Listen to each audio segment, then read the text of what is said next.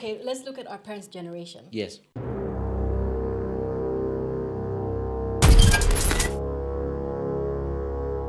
Hold up, say that again. Oh. Say that again. Yeah.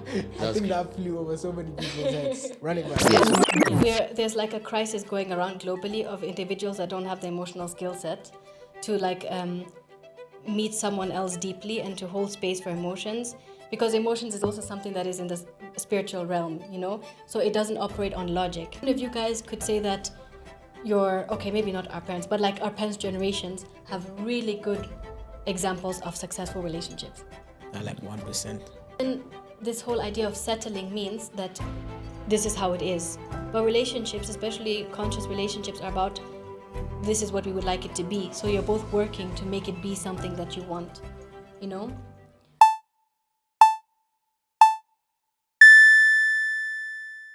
Hello, guys, and welcome to another episode of the Just to Kick It Is a Blessing podcast. Welcome to the podcast where it's all about time, where we teach, inspire, motivate, and entertain through the art of storytelling. Today is a special episode. I have two people in studio with me today. One of them is going to be my co-host. He keeps on wanting to be on this podcast, so I had to give him a chance.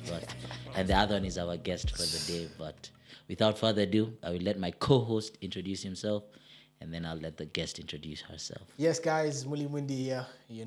As Tupac has said, I am desperate to be a part of this podcast. No, thank you for gracing my invite. Of course, it's a privilege. It's always a good time to be here. Now we're here live in studio with a special guest that I believe we will really have a very, very captivating and enriching conversation today because of her intelligence. I think she's very intelligent, and I want to let you introduce yourself, but her name is Tula, but she can introduce herself. Yeah. Okay, so my name is Tula, and I'm a psychology-based coach. But titles aside, I would consider myself as someone who is guided by the value of love. I feel like that has always been something that has been very close to me. And I know love is one of those things that has been met superficially a lot. But that's kind of what I use to create this concept of compassionate inner leadership. And that's what I'm really passionate about. But since we're talking about relationships, I know a lot of people use social media to reflect on their own relationships. But having said that, I'm also not in a perfect relationship. There is no such thing as a perfect relationship. So I think that's something to keep in mind as we talk about this. Preach. Yes. Yeah. What do you mean driven by love as one of your values? That's such an interesting value to hear. A lot of people's values are integrity, trust, and all those other kind of things. So driven by love. Great question. Yeah. So I think love is one of those things that automatically when we try to explain it, we've taken it to the realm of language. But love is something that is spiritual, so we've already reduced it by trying to explain what it is. But I see love as something that is an Hold energy. up, say that again. Say that again. Yeah. I think that flew over so many people's heads. Run it back. Yeah, that was really good. Love is something that is in the spiritual realm. So automatically when we're trying to explain it, we've moved it to the realm of language. And in doing so, we're reducing it. Yeah. So I think love is, even as I'm trying to explain it, I'm not capturing its entirety, its essence. Yeah. But I think love, especially that phrase, do everything with love. I think love is generally something that people meet so superficially, what's the first thing you think of when you hear love? It's probably relationships or flowers, flowers, those kind of Valentine's things. Day. But love as an energy is actually, it's messy. It's like looking at the most hurtful parts of yourself and embracing that. It's also having difficult conversations, instead of choosing to ignore them. It's so many things. And I think it's also seeing people in their wholeness, not only the parts that we want to see or the versions of them that we prefer, But I feel like I'm already reducing it by trying to explain it. Yeah. No, you're not. But, really, but I understand what you're saying because it's really hard to capture such a powerful reality and articulate it in human vocabulary because it's very limiting. But it's very profound what you're saying. It definitely helps people see a new perspective. Because today we're talking about relationships from a female perspective. Yes. So we had the one that was from a man's perspective, and we shared some of our perspectives, and we only felt that it was fair to hear a female's perspective. first question. Yes. Cancel culture. Yeah. Let's talk about it. Yeah. Do you think that is a hindrance for people in modern dating today? Yeah. In terms of them being their true selves? Is that a fear? What do you think? What's your perspective? I think it's a huge fear. And I feel like the first thing that I think about when I hear cancel culture is polarity. Because like in society, we have created so many different categories and it almost feels like it's always this group versus that group, you know? And the second that you say one thing, you're like put into this group. And at the same time, we have to acknowledge like why do people engage in cancel culture? Why do people find comfort in polarity? Right. And I think it creates a lot of safety because everyone wants to belong, you know, everyone wants to feel heard and feel valuable and like a worthy human being, you know. Yes. So I think that cancel culture can really hold us back in many ways, but I think it is because of this fear of seeing people wholly, like, you know, asking them instead of it's so much easier to like label someone as toxic, you know, or or to narcissist. yeah. Or the famous word that a lot of people use. What? Sorry, I'm not. Cheetah. Tupac is always floating. No, what's the famous No, word? but usually people always use this word that has been very popular in today's day and age, which is. Tell me. You don't know the word I'm talking No. about. Well, I really floated on that. It's mainly the word has slipped my mind, but You see? it's mainly no. It's what's the word, Tula, that people use when someone is they call Andrew Tate this a lot. Oh. Misogynist. Yes, misogynist. Oh. Yeah. Just escaped But my mind. there, I would say that we have to look at like, okay, let's look at our parents' generation. Yes. Where there's like a crisis going around globally of individuals that don't have the emotional skill set to like meet someone else deeply and to hold space for emotions, because emotions is also something that is in the spiritual realm, you know, so it doesn't operate on logic, it doesn't make sense. And I feel like our parents' generations and the generations before that have not been very good at like validating people's experiences. So like, and Preach. one of my it's actually my boyfriend's mom, I'm really close to her, and she's an amazing woman. And she actually shared this with me in a conversation that sometimes, like what we do as a society and as individuals, is we bounce between the extremes before we find our middle ground. So let's say, for example, you've been struggling with people-pleasing tendencies, a chronic people pleaser. Yeah. You know, you've been on this end of always putting other people's needs before your own. And then you learn about boundaries. You know, you're really tired of like spreading yourself thin, and then you put really rigid boundaries, you know, and then almost like there's a wall, you know. Yeah. But then you have to go there before you can kind of know the difference between people-pleasing and kindness, you know, to find your middle ground. Yeah. So I feel like also for the same thing is happening with cancel culture. You know, people in the woke movement are often labeled as like taking it too far and all of these things. Yes. But at the heart of it, people just want empathy. People just want to be, people just want space for their emotions, the messy emotions, because there's also that negative side of like pop psychology on Instagram or like social media, you know, psychological terms being distributed in social media. It's also being reduced. Yeah. You know, and then people misconstrue a lot of things and yeah, I don't know if that makes sense. No, it does. And I like what you said is the thing for the extremes and people wanting to always fit in. I think naturally as humans, we have that tendency of always wanting to fit in. And I think as a psychologist, you know, that the study that was done for where it was a test subject and everyone was told to answer the wrong answer to see whether it would influence the guy who knew the right answer. Yeah. And you saw eventually the guy who he knew he was still right, but ended up choosing the wrong answer just to fit in with the group. Yeah. Yeah. In the matter of love, like talking about cancel culture linked to love, is there some things, and I know you don't, I want to hear your perspective on red flags, right? Because there's this TikTok I see, I was telling Tupac, there's this guy who has a list of like 1,000 red flags that he has from women who do public interviews, that basically like certain men go around asking, what's a red flag you have in a guy?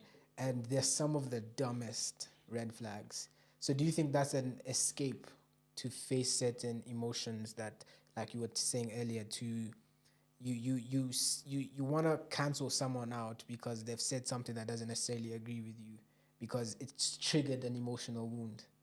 So what about the red flag culture, what's your perspective on that? I just want to like touch on something that you said at the end. Like, is it touching on an emotional wound, or are you speaking from an emotional wound?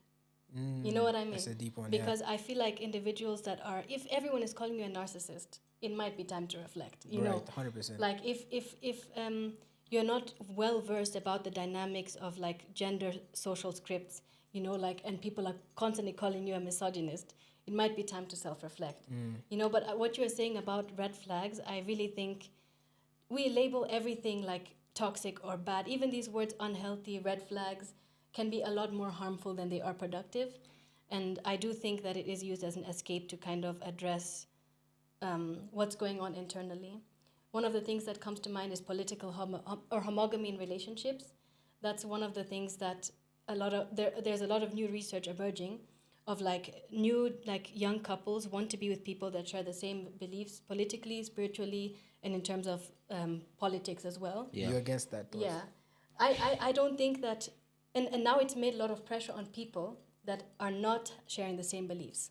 For example, like me and my boyfriend, there are many things that we see differently. And I remember I had done therapy like 2 years ago, and I was telling my therapist, like, you know, I really hate that he believes this. I feel like it's just so, it doesn't make any, it just infuriates me. Yeah. And then my therapist asked me, like, you know, what about it? What are you afraid of? You know, like, what really do you hate that he believes this?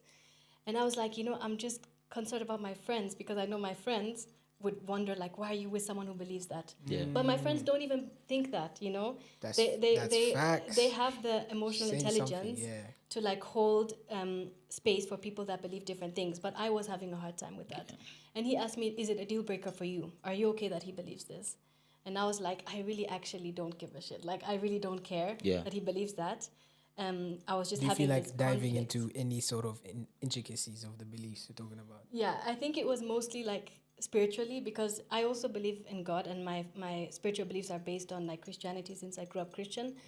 But there's some things, like for example, when it comes to like queerness, right?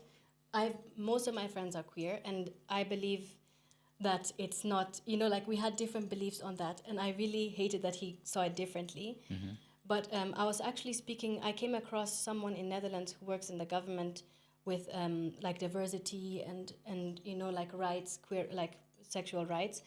And she was saying that like a majority of her work is not to like get people to agree that it's okay to be homosexual, right? She just is helping people to cultivate a sense of respect, because respect does not mean accept, right? Like those are two different things. Respect does not mean accept. Come and on. I thought for myself, like, how beautiful would it be for me and my boyfriend's future children if they look at me and him and they see that we have different beliefs and we're able to love each other, you know? Because in my lifespan development class in psychology, we had to interview someone in different age groups, right? And this woman, she was older and also in a relationship, and she struggled with the exact same thing, that her boyfriend believes different political beliefs, and she had labeled him as sort of like uneducated, you know? Yeah. Like most people on the left tend to do. And I think that's where it gets tricky. If even to be honest, I have been in that position where I'm like, oh, he just doesn't know that, or like he just hasn't researched enough. Yeah. But then the thing is, maybe he has, you know, like maybe intelligence looks different, and like maybe he has actually dove into a topic that I've never looked at. Yeah. You know, that. So I think that's something that our generation struggles with, and that's why it's easier to just label people and say, oh, you're a homophobic person, when you say, I disagree with that. Whereas you're allowed to, even I have some friends that disagree with it, but I'm allowed to agree that it is okay, you know? Yeah. So I think it's about, does that kind of answer your question? Yeah. I know. How do you find that balance in such a relationship? Because again, it's so weird, because first of all, we grew up saying opposites attract, you know? Then now we're in that situation for, no, I want someone like me. Yeah. I want someone to do the things that I do. I want someone to like the things that I like. And then now you're here saying, I found something. Of course, no relationship is perfect, but we have our differences. But it's that you don't have to agree, but you can accept and respect. Yeah. I definitely feel like it's... Wait, could you repeat what you said? How do you find the balance between that now two different sides, you know? Yeah. Because I think also that's what people are lacking, finding balance. That's true. Yeah. And actually, the research in psychology currently is showing that it's not really opposites that attract, but people that have similarity in values. And like your lifestyle, you know, like what are your long-term goals? You know, if that doesn't align. But what I think is meant by that opposites attract is more so like it's really helpful to be with someone that is complementary to you. Yeah, And to be 100%. complementary, there are some differences that have to be there. You know, so I think right now. Let's talk about those differences though, because I think it's very intricate in terms of, I believe the Bible says, can two work together unless they agree, and that's a universal truth. You know, you can't do much unless you're in agreement with someone. So like when you say the differences to complement each other, are we talking about, okay, I may not be as extroverted as my partner. My partner is extremely extroverted. I, on the other side, don't necessarily like that side of talking to everyone. You know, we go to an event, we have a social gathering. I'm ready to leave. She's not. She's on fire. She's going to. Are we? What's the intricacies? You know what I mean? Yeah. You mean like how would you kind of navigate a situation like that? Yeah. I personally feel like that's where we have to also have some openness and some willingness to like compromise. Okay. Because one thing when we look at like social script and like gender socialization, the way that men are socialized in this world is, of course, like traditional masculine traits are encouraged. So like being assertive, you know, like doing what you want. So like there is a level of, there is research to like support that men are sort of socialized to have a bit more narcissistic traits. Yeah. And that's something, when we look at healing the masculine wound, is something that needs to be addressed. So I think when it usually like there's that aspect of one partner not wanting to compromise on certain things, but it's also about realizing that this is one partner, this is the other one, and here's the relationship you share. You know, so like both will have to bend here and there for this thing that you share. Because it can't, and I think that's something that a lot of men sometimes struggle with, especially being given that you have had that space to just do what you want and go with what you feel like, when you also have to consider other people now. Yeah.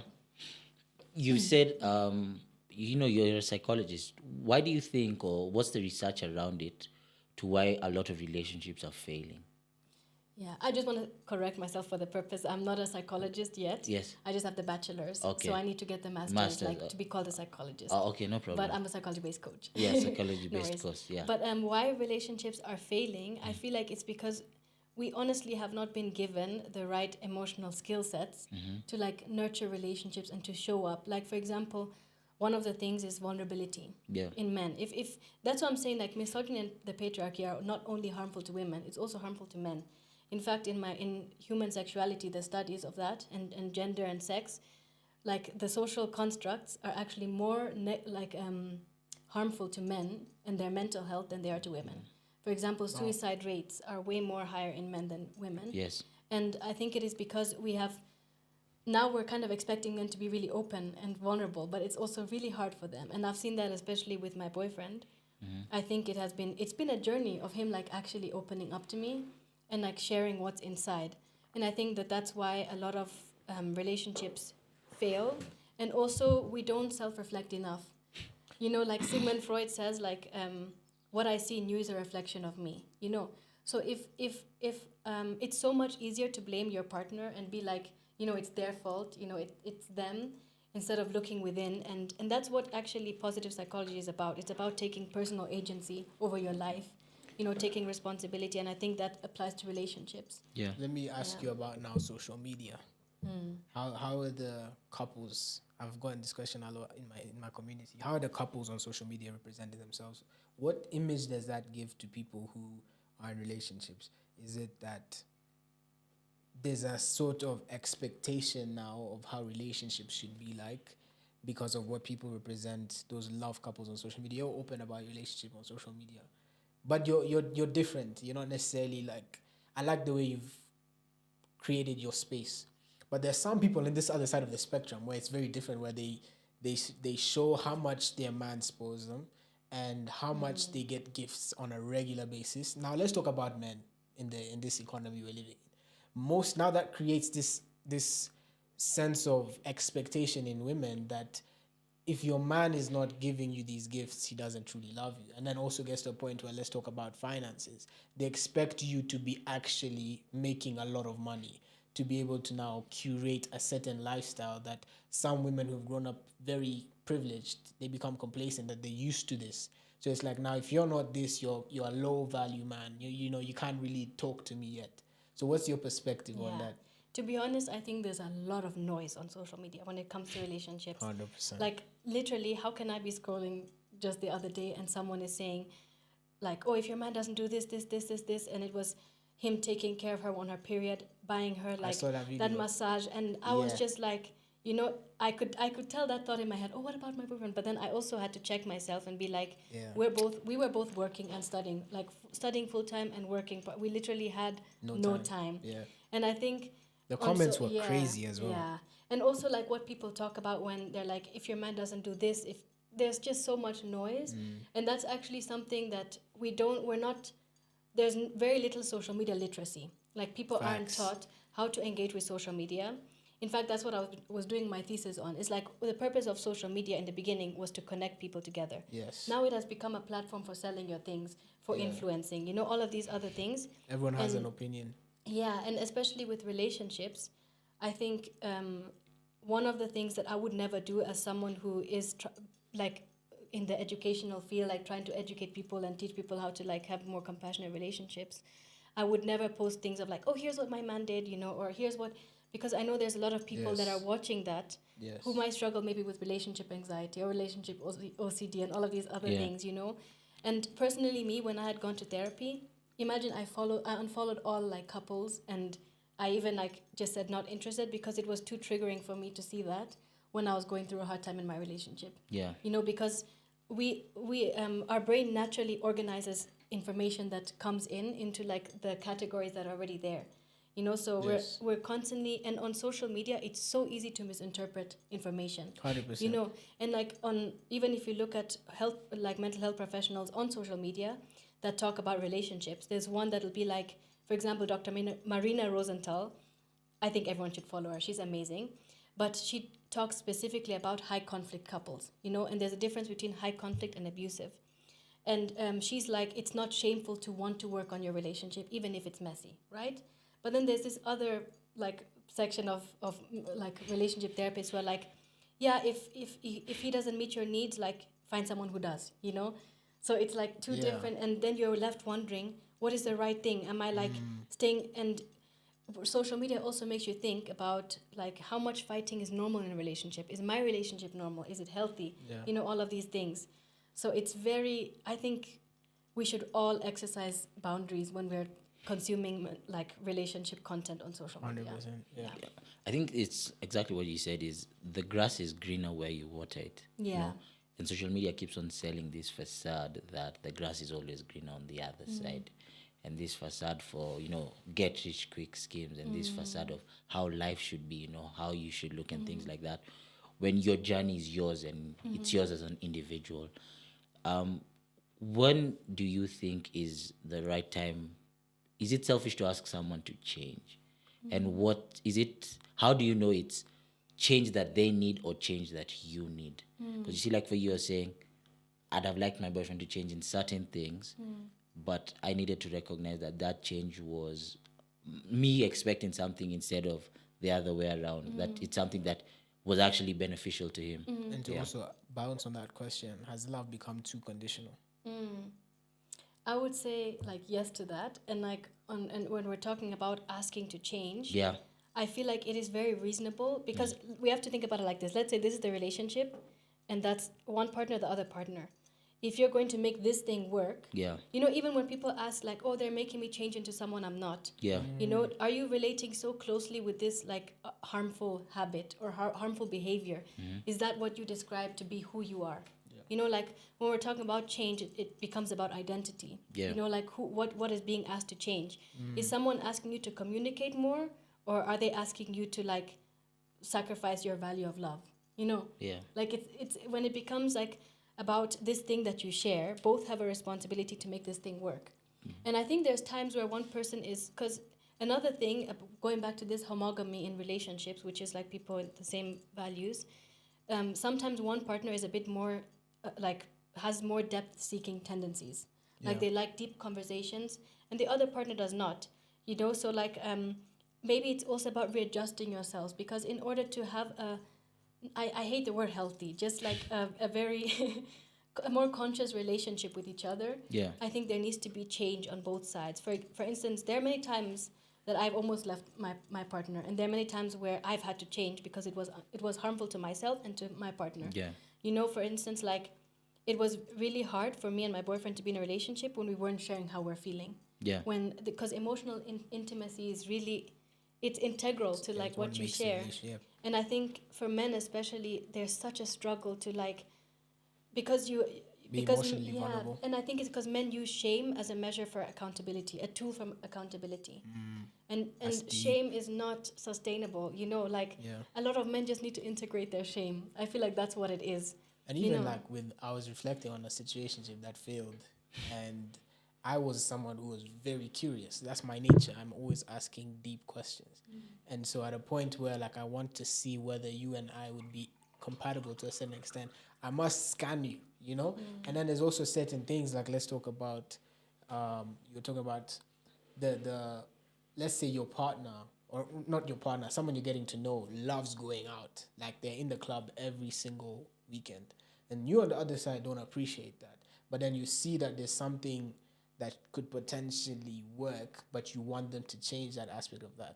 Is that going to now eventually, let's talk about longevity in relationships, because many relationships don't pass 3, 2, 4, 6, 5 months. They don't pass that time aspect. So how do you scan the difference between now knowing whether this is going to be something of a long-term relationship? How do you identify that, okay, this partner is going to be someone I can spend the rest of my life with?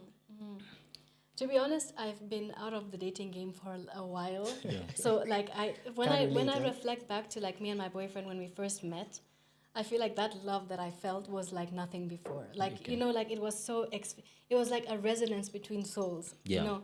And like sometimes when it goes hard, I reflect back on that because I'm just like, you know, like, wow, this person is meant for me. Yeah. But I think at the same time, there has to be some alignment, you know, like of where you want to go with life, what are your priorities in life.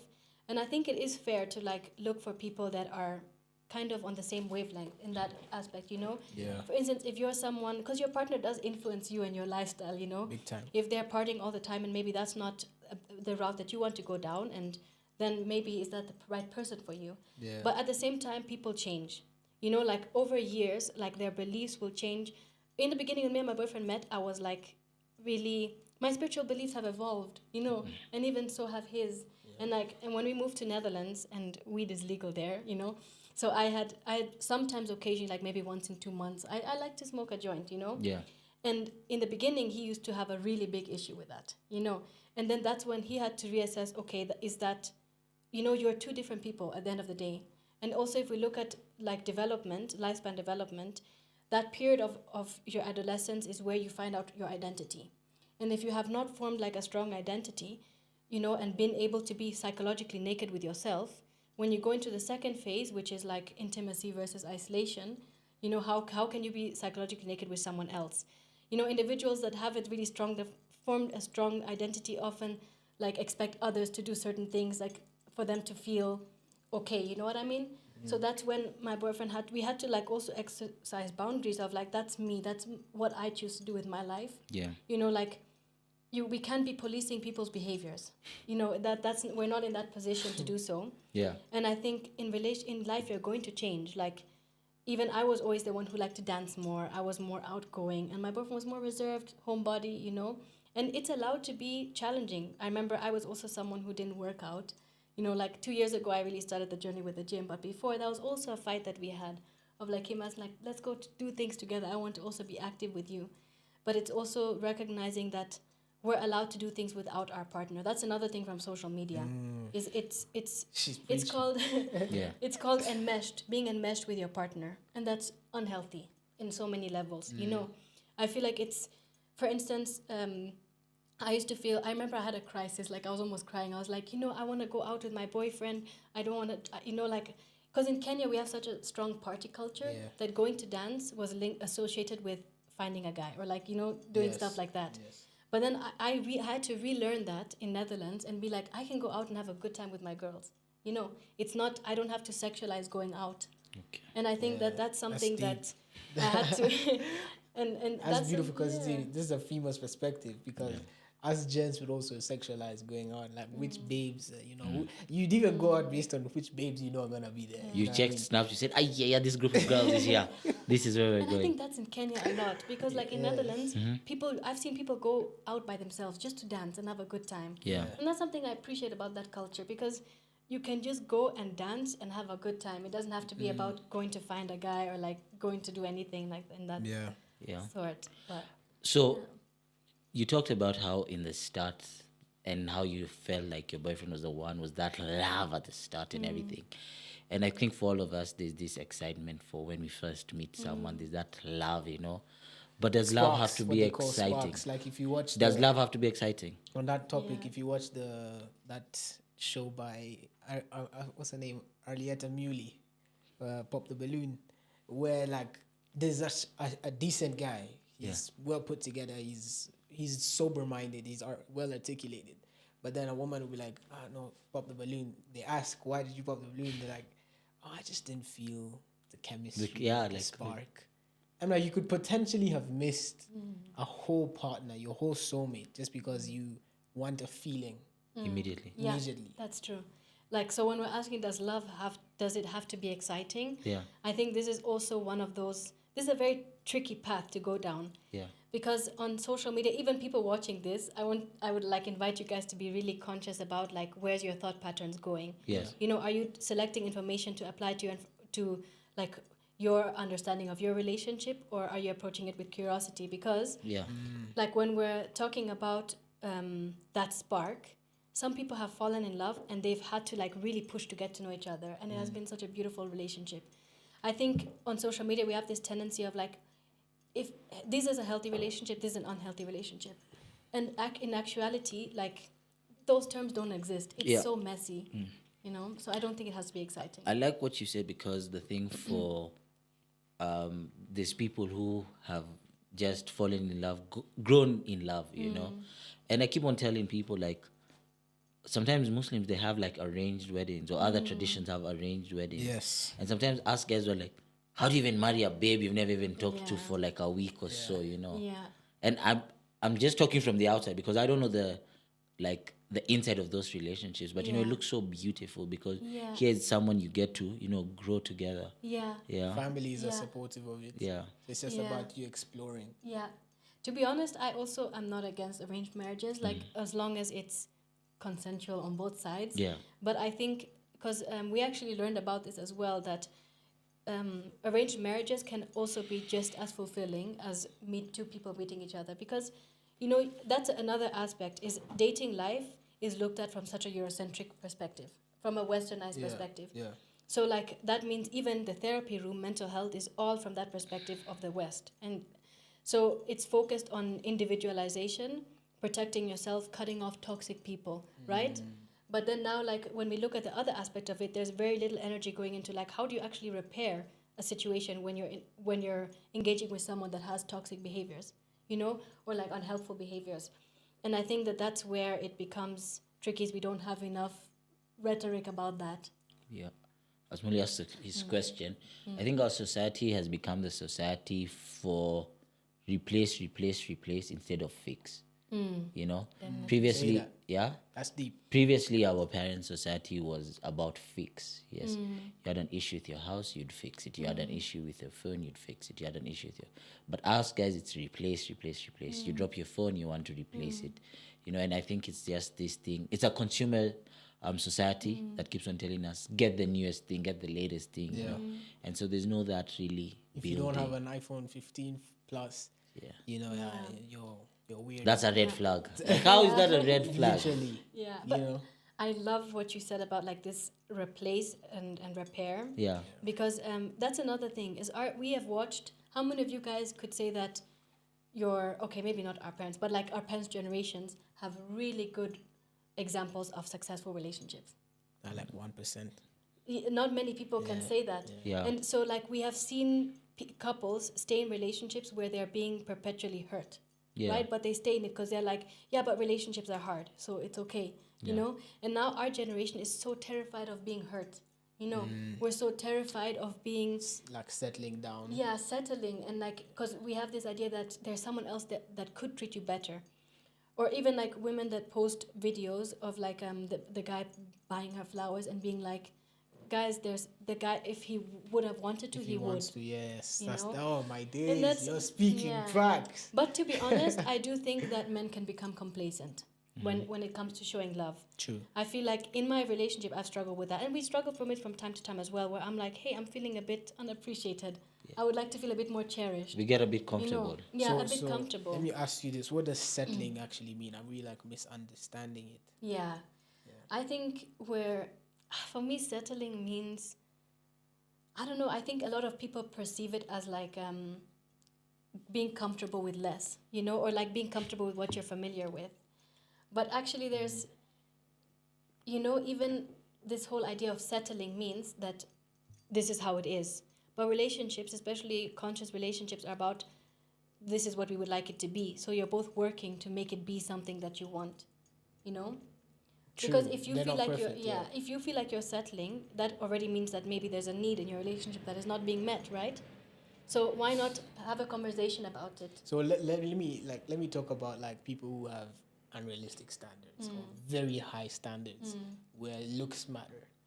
If you're not attracted to your person, even though they have great qualities, they're an amazing person, they're what you're looking for. They just don't it's just not that attraction. Yeah. Is that now what settling would mean? Oh, like or you're settling for something that doesn't meet your expectations. Yes, you're not really satisfied. Yeah, You know yeah. you could potentially get someone Yeah. better, but then you're not sure. Nothing's guaranteed. I think that's what settling is. Yeah, she actually just said it because she said it's you're looking for something that you don't feel that is satisfied within your relationship. Yeah. You know, and that's why if it's for looks, you're definitely looking for a look, or you definitely want your babe to look some type of way. Is it true that now women, now this is something I'm very curious about because I have this conversation a lot with that. It's not a debate, but I just like picking people's minds. Is it true that women sometimes want to be someone who's not as attractive for the sake of the peace of mind? Oh, I've never heard. Oh, for me, I've never heard of that. Yeah. Like for me, I genuinely, I look for like what I find attractive. And I think Lori, for example, my boyfriend, he wasn't like the typical kind of guy that I go for. But there was something about him, you know, that like that I found attractive. And then, yeah, I think he's a really handsome man as well. Yeah. So I think, but he wasn't Shout like... out to you, my guy, you know, if you're watching this. Yeah. But I do think that people approach dating like shopping, you know, instead of... and actually like... What's the... Go on. The Sorry. psychoanalysis behind this is, let's say, for example, you want a guy that every time you're having a hard time, he's going to drop everything and maybe, you know, pamper you with flowers and with a meal and everything. That's also a little bit, I would say, sometimes immature, because sometimes we expect people to do things for us that we struggle to do for ourselves, you know. Preach. And actually, we can't blame them. We have to give these people so much grace, including myself, because I have that tendency where I expect sometimes Lori to take care of emotion that I can't take care of within myself. Let me ask you this. In a matter of how a woman has been raised by her father, the love she's experienced from her father, do you think that is directly something that she searches for, maybe subconsciously, in a partner?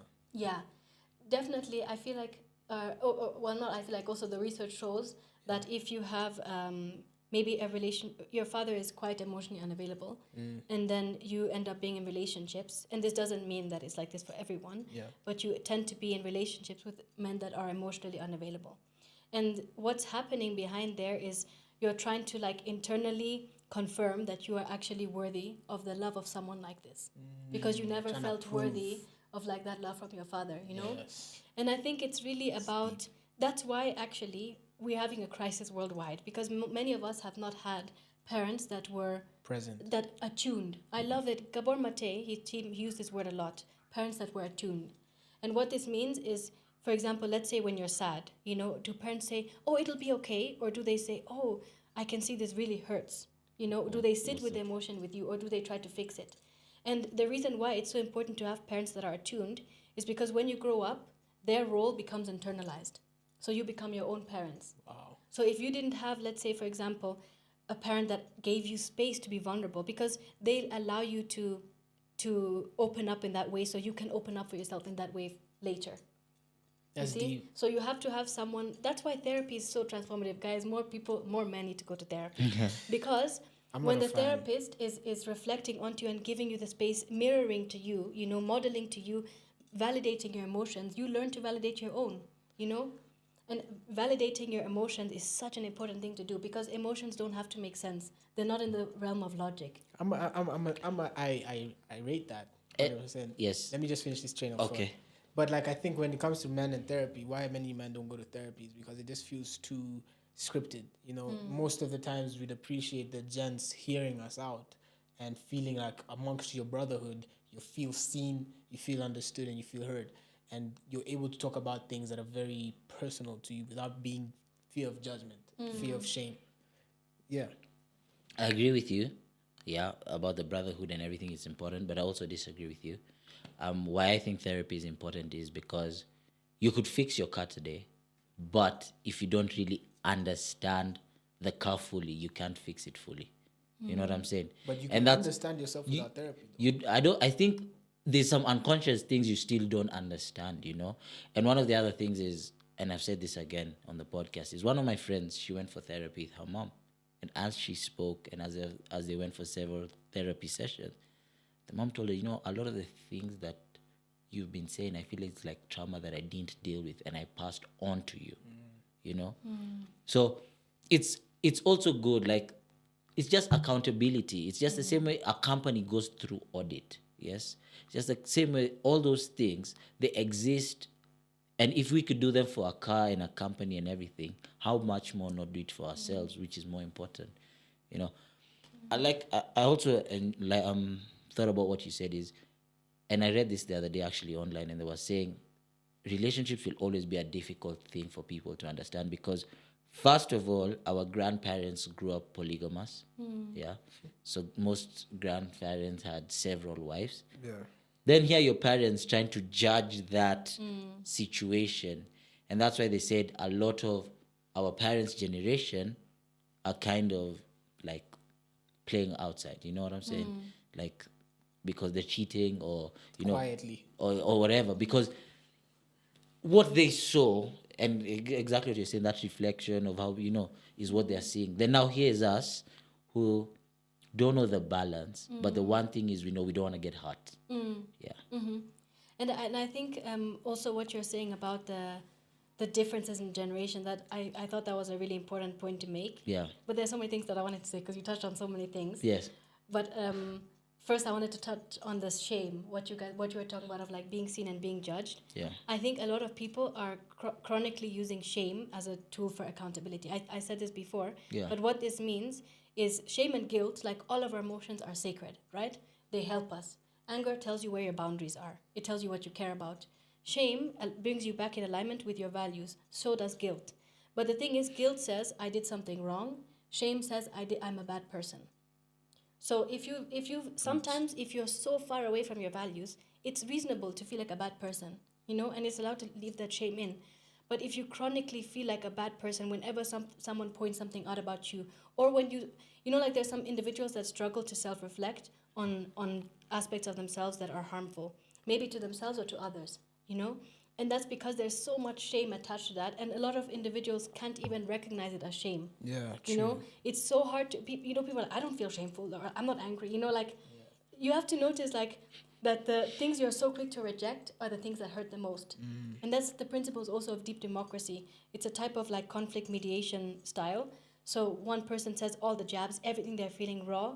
The other person says everything, you just have to take it in and you talk about what hurt the most. Because what hurt the most, there's probably some truth there, So I think that's why, but I also agree that therapy is maybe not, it's not the only way of finding yourself. Yeah. True. That is true. But the thing is, are we not going to therapy because we don't want to like dig that up, So what's the fine line between seeking self-reflection elsewhere versus like the fear or avoiding that pain, avoiding that hurt? Quick one. What's the difference between now therapy and now you as a psychology-based coach? Yeah. What's the difference? So therapy and coaching can both be used to understand yourself better, right? But therapy is first of all, to become a licensed therapist. I think in Kenya it's different. You only need a master's. But in most like global north countries, you need to have a PhD degree. But usually for counseling, you only need a master's. And there are very little differences between, but therapists typically work with individuals that struggle with depression or anxiety disorders, so like mental health disorders. And they can, you can get insurance coverage from them. But coaches, we don't treat mental health disorders, and it's very goal focused. For instance, for me, I don't like help individuals heal from depression or like to live with it. Let's say, for example, someone has a really turbulent relationship with their emotions. I help people understand their emotions better and to have a better relationship with them. Like if I ask you guys, like, how many, even everyone watching, how many of you are confident about why we have emotions or what they're even for? So that's kind of what coaches are goal focused. You have coaches for money mindset, you have coaches for entrepreneurship, and it's very goal focused. Yeah. Whereas therapy really, when I did therapy, I cried for 2 weeks straight, not in a bad way of crying, but in such a relief. It was such a relief because I was crying for all those moments in my childhood that I couldn't. And I actually realized, because if you've gone through a lot of shit in your life, that becomes normal for you. So my therapist helped me realize that actually what I went through was not normal. That it was actually like, whoa, it was really a lot, So I feel like we sometimes normalize our circumstances and go kind of revisiting that, and feeling sorry for ourselves is an important part of healing. Rage is an important part of healing. All of these things that we try to like put down the corner. And on social media, especially in the coaching industry, people portray self-development as like Zen, yoga, amazing, like enlightened. But self-development is actually disorienting. Like the true self-development, the true beautiful. Digging, it's messy. It's not beautiful. You feel so out of place. Yeah. You question your identity. You times. Question like, even what are humans? Like, why are we even here? You really question those with depth. And I think if you haven't, maybe this is a bit controversial of me to say. Please say. But if you haven't, if you're trying to work on yourself and it has never felt like messy or disorienting, or in that type of way, then are you digging deep enough? Like that's my question, and is it only easy for you to hear things that subscribe to your current biases, current beliefs, or can you hold space for something that contradicts it? Yes. And that's something that's very real. A lot of people, even some people listening to us, they be hearing things and they sort of block what doesn't agree with them because they can't fathom that this is a mirror. You're being shown you're being shown the things that are not beautiful, it's ugly. And so they don't want to face that. And also now let's talk about emotional unavailability. You mentioned that earlier. Is that a way of people protecting themselves, like sabotaging relationships? Because I'm not emotionally unavailable at this point in time, because I know I've been around so many different men that just hearing from their perspectives, like they have a really good girl. The girl is interested in them. The girl wants them for them, nothing else. And that's precious in today's day and age. Someone who wants you for you, but you cut that off because maybe Tupac, I'm speaking too much. No. But I can relate. I've said so many times I'm emotional unavailable, but it's just the wrong person. Okay, so you've said something there. So is it that is now? I want to hear her saying, then I'll also answer. Yeah. So basically, is that a sign of you trying to protect yourself, or is it just maybe you're like, I know this person doesn't really. I could do better here. You know what I mean? I think emotional unavailability is not something that defines anyone. I think it is more so like a struggle, or like that you're finding it really hard to relate with yourself. You're finding it really hard to connect with yourself. And if we look at the attachment styles, you guys have heard of them? Yeah. Avoidant and anxious. Anxious individuals, I heard this psychologist say this, and I can't remember her name, but she said individuals that struggle with anxious attachment have a very avoidant relationship with themselves. So they're not tuning in enough. They're not like asking themselves like, what do I need? What is coming up for me? It's more so about like, in order to soothe myself, I have to soothe my outside world.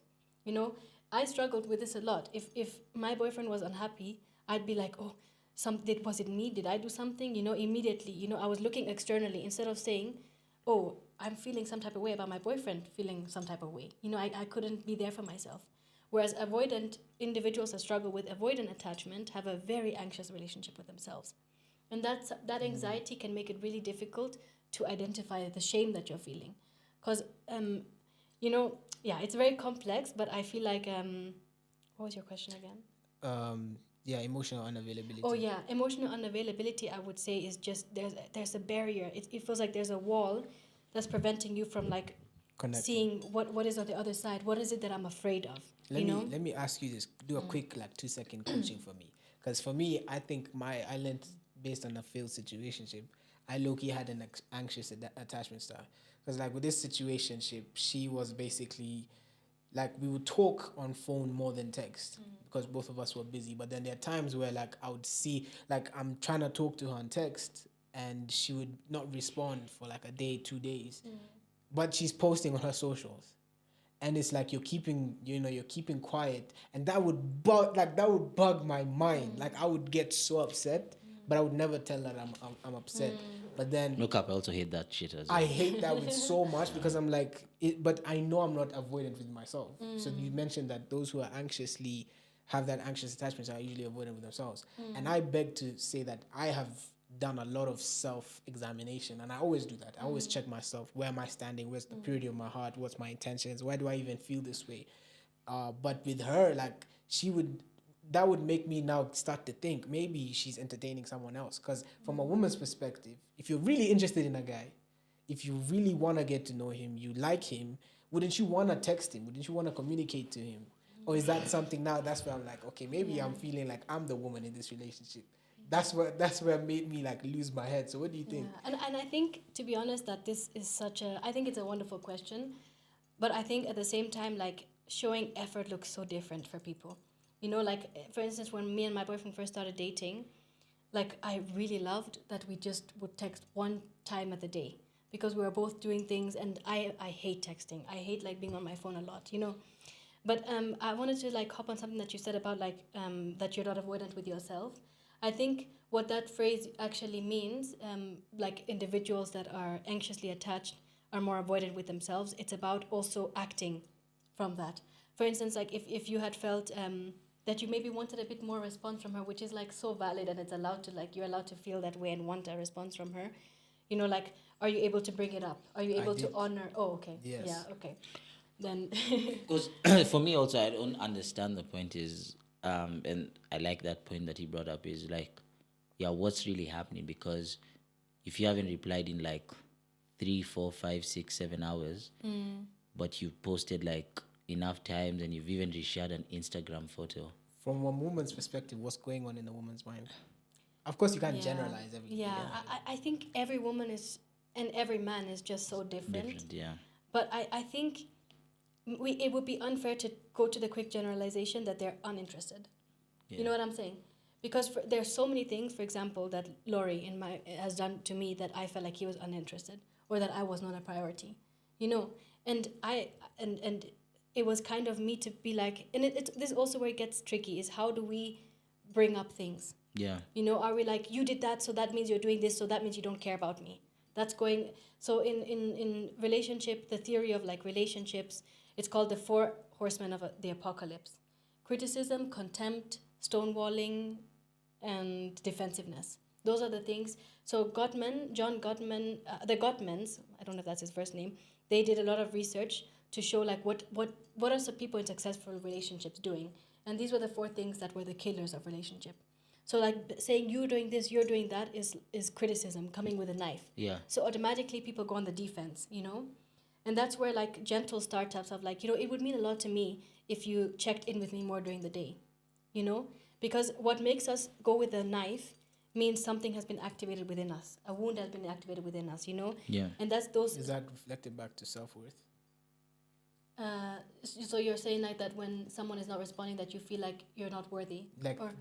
You may see this person doesn't see me worthy, or that's what's triggering that feeling. Yeah. It's you don't see that I'm worth communicating to effectively or openly. Yeah. So that's what maybe triggers that criticism and triggers that, why aren't you doing this? Yeah, I think the anger about why aren't you texting me is allowed to be there. The thing is, a lot of us, we act from the emotion, and that's what makes us to come with this. And I'm someone who has anxious tendencies, I come with this a lot. So what I've learned for myself is I have to literally go and rage before I can have a productive conversation. You see, because my partner, he struggles more with avoidant tendencies, and this is where it gets tricky. My best friend, she also has taught me a lot about the avoidant experience, And people that have avoidant tendencies are often labeled as bad, or they're intentionally harming people. You know, that's what she was saying. Yeah. But in the other way, it's like both are struggling with the same thing, but just manifesting it differently. You know, so I think that's where we kind of have to question ourselves, like, oh, what is coming up for me? Are we able to be curious first? But we have to be angry. Like individuals, you know, everyone, all human beings, we all have emotions. When something comes up, like feel the anger, rage about it, go rant to a friend, you know, like even that has helped me a lot is by going to my friends and being like, you know, he did this, he's not answering like this, before I can go and have an honest conversation about it. No, and I think you just talked about how important communication is in relationships and in everything that we do.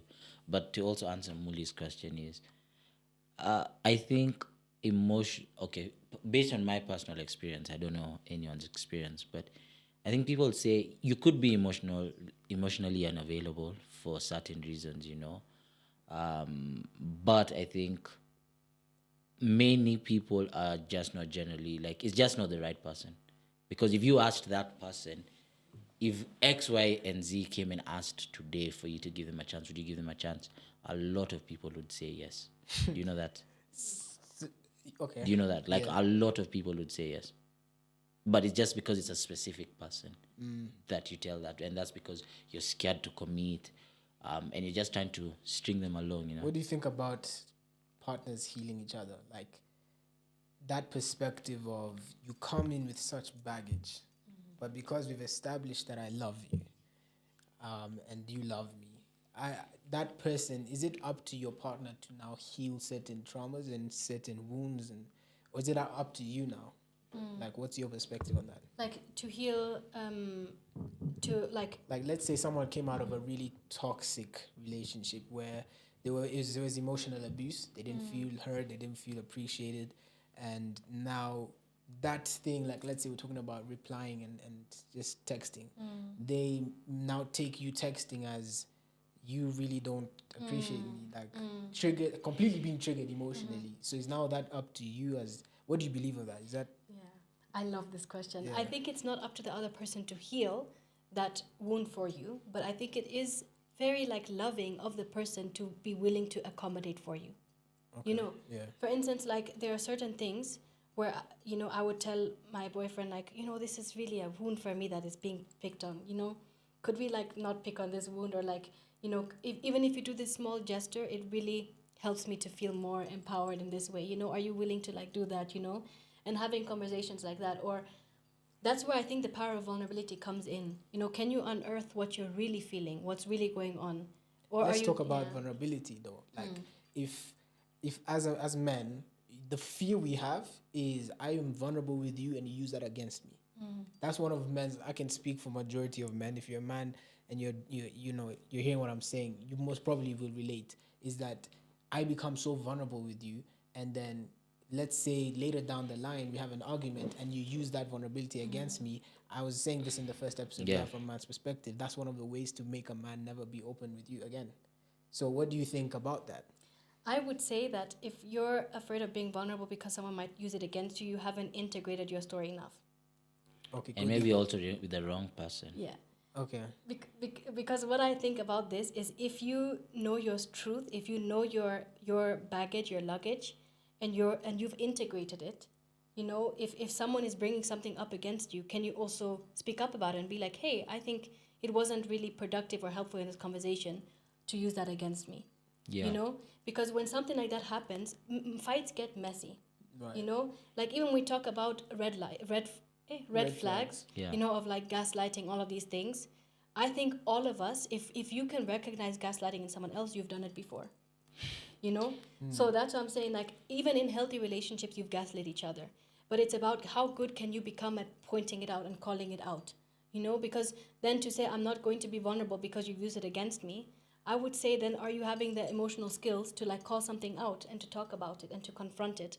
Yeah. Because if something was wrong, again, it's the relationship that we share, right? We're all kind of responsible for like making this thing work.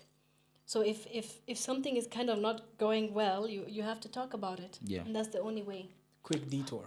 How do you think, or based on your research, any research you've come across, is how do you think sex is affecting Just about to ask relationships? that question. Yeah. Yeah, like the Yeah. casual sex culture. How do you think it's affecting relationships? and emotional connections. Yeah. To be honest, I think sex means something different for everyone. And I think that's something to acknowledge.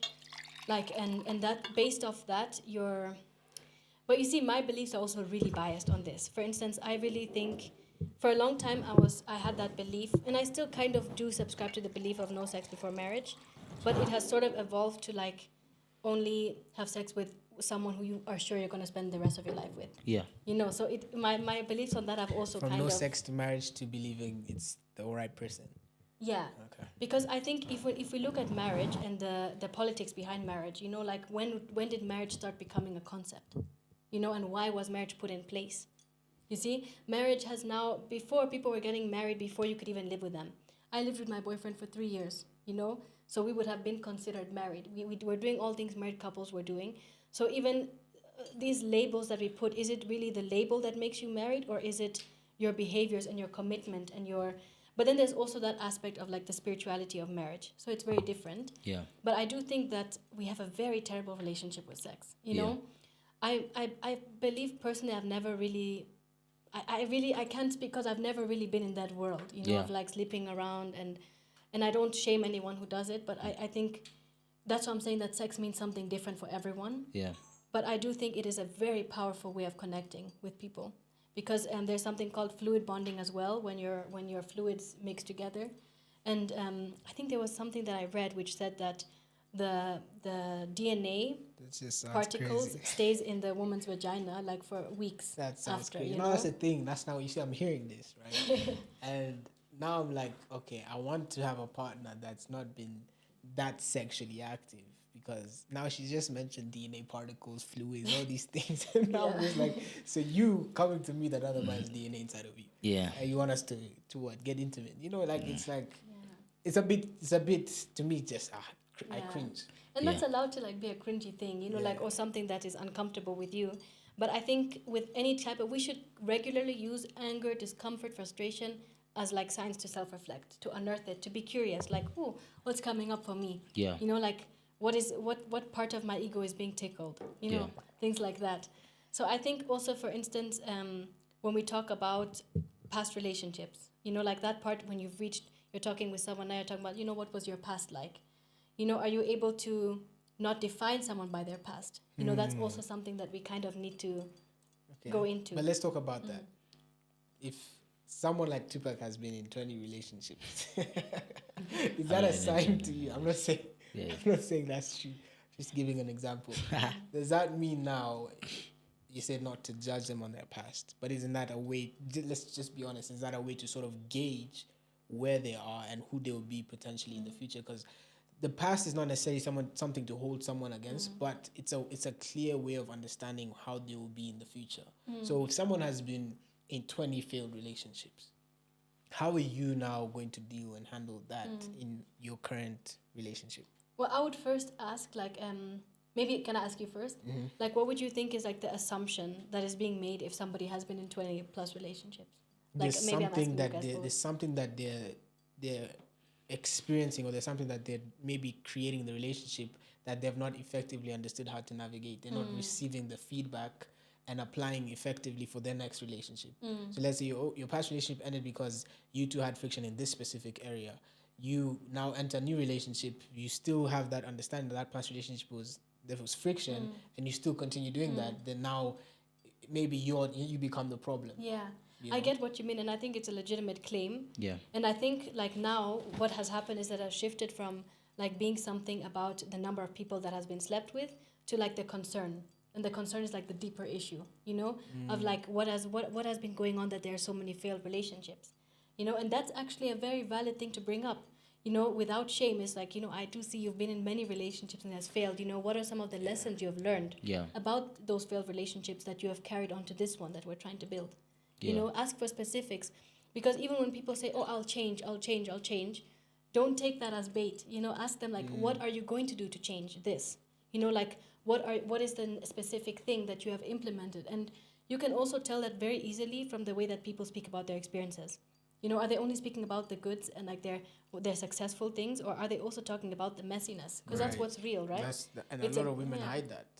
No, And let's be honest, before we just land that question, like some people will hide some things about their past and present this image to the person they're getting to know, and 3, 4, 5 months down the line, you're like, this is not the person I was getting to know. But that's just something I wanted to say. No, I agree with what you say. It's the concern. You need to go deeper into. Don't ask yourself, why do they have so many failed relationships? What failed? And that's what we don't ask. We quickly just make that assumption. Yeah.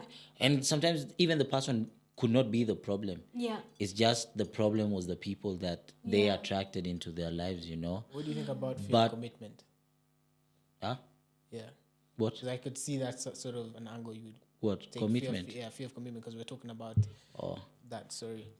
I think the thing about commitment, for me in the past, the fear of commitment was just the fear of missing out, and that's the bad thing about social media, Fear because of missing out on what? Like, you just see social media and you're like, I promise you I can bag this baby for real, so it's just that, and that's why you don't commit to someone, or it's the fear out, or it's a game of competition, or it's just these things that the world has sold to us that don't really apply. Yeah, I really like what you said about the fear of missing out. And as someone in a long-term relationship, sometimes you do get curious. You're like, what would it be like to be single again, to flirt? And I think that's something that in the beginning of me and Laura's relationship, we would always tell each other when we find someone attractive, like, oh, you see that? Because me and him, we worked at the same place when we first moved to Netherlands. And there was this really fine man. Like, he was so beautiful. Even Laurie agreed he was beautiful, you know? Yeah. And it's like, there's this psychologist, she's called Esther Perel, and she talks about the psychology of cheating.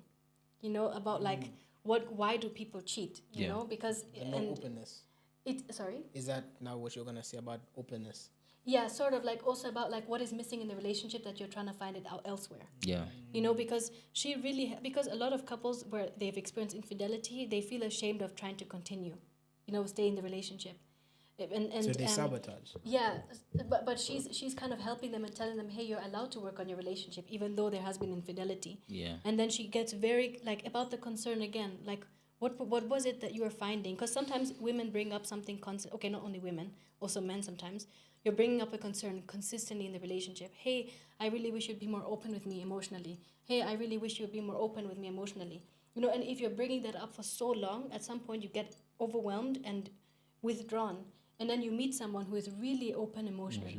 Yeah. And that's like life-changing for you, because that's why I think a lot of men tend to do this, and I hate to generalize, but from my relationships who are in heterosexual relationships, this is the same thing that happens. It's like women are constantly bringing up a concern and they're just not looking at it because there's so much shame that's like preventing you from looking at it. There's so much unintegrated shit, I feel like that's why we have to kind of, like, for example, if somebody is bringing up something in a relationship, let's say, oh, you're not doing this enough, or like maybe I felt a bit hurt when you did this.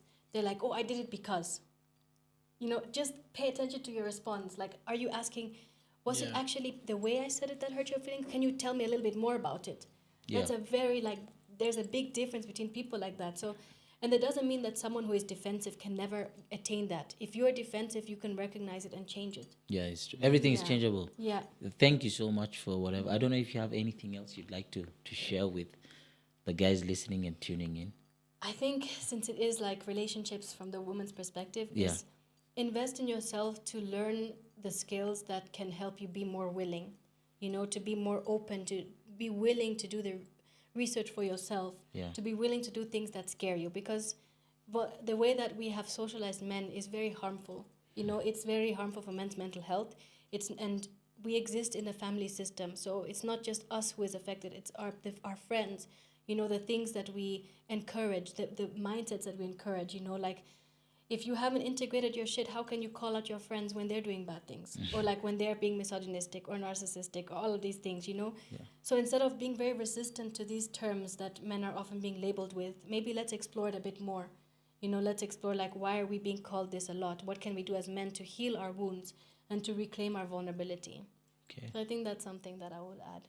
But thanks for having me. You're welcome. That's very profound. I'm excited. This has been, I've actually really enjoyed this conversation from start to end. I think your insights and your research studies and all the things you've shared have been very eye-opening, and I think someone listening this, I hope you've been very much self-reflective while you've been hearing what we've been talking about.